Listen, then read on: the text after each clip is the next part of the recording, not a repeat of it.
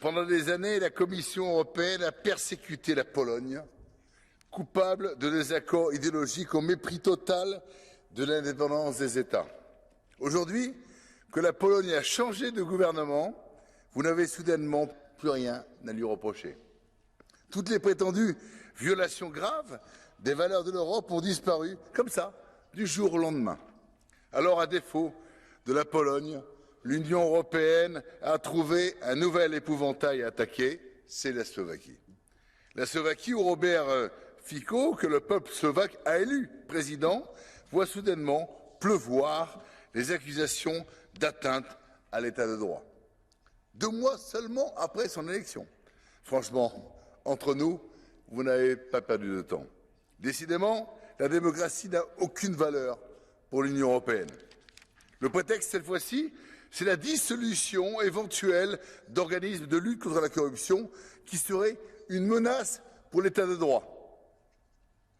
Il faut franchement de l'audace, et je m'adresse à M. Stefanek du PPE, il faut le reconnaître au Parlement européen qui s'est révélé corrompu jusqu'à la moelle à l'occasion du Qatargate pour donner des leçons de corruption, pour oser porter de telles accusations, et je ne parle même pas du scandale potentiel du Pfizergate. Un gouvernement dispose pourtant du droit absolu de créer, de transformer et de supprimer les institutions judiciaires. Mais c'est toujours une partialité idéologique révoltante qui vous anime.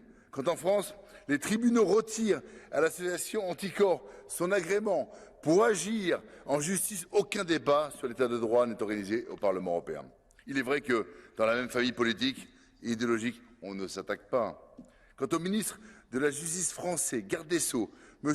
Éric Dupond-Moretti, lorsqu'il est jugé et relaxé par des élus membres de son propre parti pour prise illégale d'intérêt, l'Union européenne est silencieuse. Elle ne crie au scandale qu'à l'encontre de ses adversaires. Cette hypocrisie permanente est aujourd'hui évidente et insupportable pour tous. Alors, laissez à la souveraineté nationale ses prérogatives, respectez une fois pour toutes les choix démocratiques, mais n'oubliez pas que c'est toujours le peuple qui a le dernier mot. Je vous remercie.